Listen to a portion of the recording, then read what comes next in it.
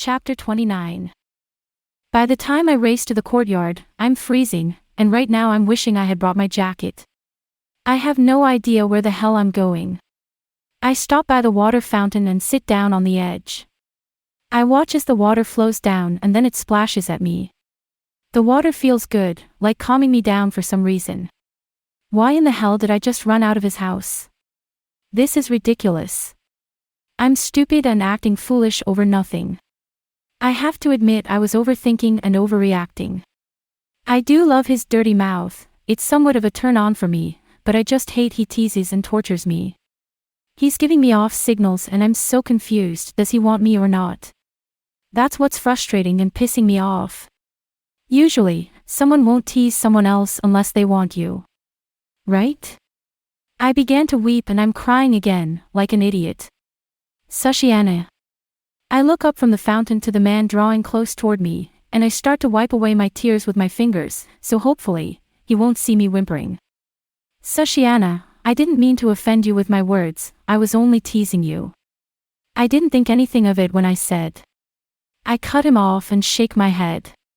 No, it's not that, Chris. Then what is it? He asks as he cautiously sits beside me, but still tries to keep his distance. Should I tell him the truth or lie? I sigh. Chris. It's just you have been confusing since the day we met.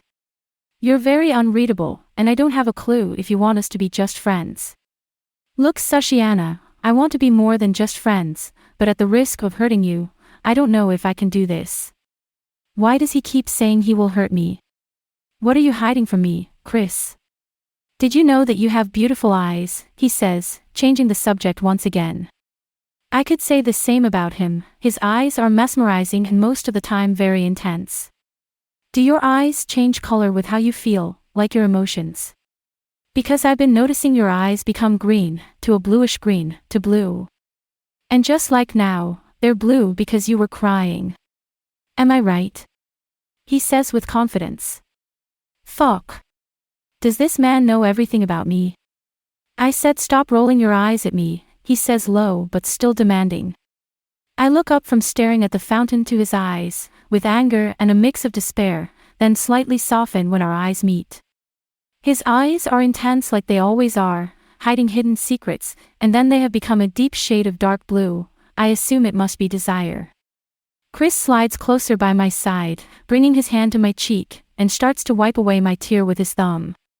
He gently caresses my cheek and I gasp from his touch. My hormones take over inside me and I can't resist him any longer. Instantly, I wrap my fist around Chris's shirt, technically, it's my dad's shirt, but he's the one who is wearing it now, and slam his lips into mine. When my lips are molded to his, I feel him catch his breath, and I know I took him by surprise and completely off guard. But I can't help it. I don't know what I'm doing and what I'm supposed to do next. All I want right now is for Chris to just kiss me, just one amazing kiss, that's all I want. Even though for my unforeseen actions, he doesn't put an end to kissing me. He really starts brushing his lips against mine. As his tongue slides into my mouth, I taste steak with a hint of peppermint again. I love his peppermint scent and I've become so devoted to it. Ashleymarie, he breathes into my mouth but doesn't stop our kiss. I know that he wants this to stop, but it seems he can't bring himself to do it, and neither can I. He immediately grabs my face with both of his hands, takes me closer into his mouth, and forces me to kiss him deeper. I kiss him back deeper, our tongues doing a lungful dance of their own, moving together as one. Desire courses through me like wildfire and I know this is wrong, but it feels so right. Ever since that night when he kissed me, my body wanted this, it craved, desired, and thirsted for this. I move my hands to his hair and I grip it with my fingers, so I can make him moan, as he did before when we first kissed. I love that sexy sound of him moaning for me, and just then he gives me what I wanted him to do. He starts to groan into my mouth, which makes me moan, and with both mixed together, it makes for a heavenly sound. His hands move to my hips, where he had bruised me, but I can handle the pain because there's nothing more I want than him.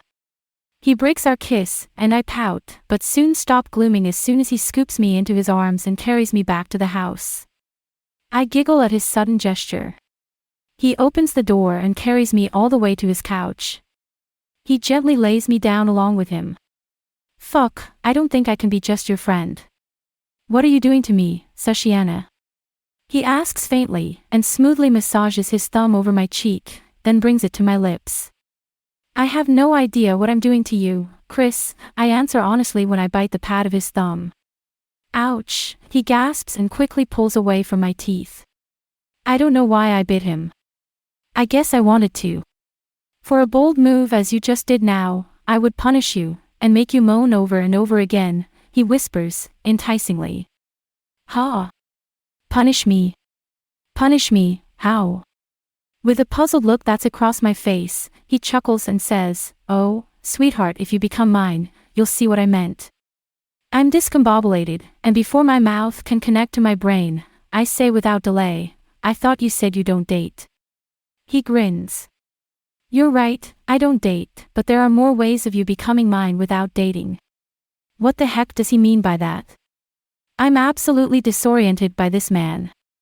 You'll see what I mean soon enough, he says when his lips run across my ear, and then to my neck, sucking and licking my skin. I quiver with his subtle assault. Oh, Chris, I moan out. Geez, I love it when you moan my name. He growls and his hands grip my thighs, my legs wrap around his waist, and he presses his erection into my groin. Do you feel me? He asks when he begins circling his hips into me, right down there. A low moan escapes my mouth. This is how you make me feel, and trust me, it takes a lot more for me to get hard. I lost all train of thought. I'm entirely captivated by Chris and his dirty words. He's seductive and he takes what he wants, but I don't give a damn, because right now he can have me and I'm his for the taking.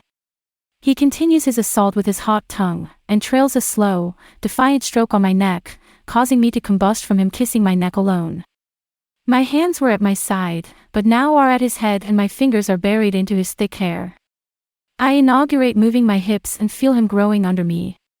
His erection is solid and I whimper as he pushes himself against me. Everything about him is perfect, and it's everything I can dream of. Fuck Sashiana, don't move. He groans as he latches onto my thighs and stops me from moving. Sorry, I love you doing that, but I'm going to come if you continue to move your body. Sorry, I say apologetically and look down. He cups my face and makes me look up at him. Don't be sorry, baby. I loved it. We should stop this. He gazes down at me. For now, he adds. Why did you want to stop? Do you? He cuts me off by crashing his lips against mine, and I'm back to where I want to be. He deepens his kiss, pushing onto my lips to the point of pain. I accept him into my mouth and his tongue invades my mouth, stroking with his heated tongue. He releases my lips, my head dropping onto the cushions of the sofa in infuriation. Don't pout, Sashiana, we have time.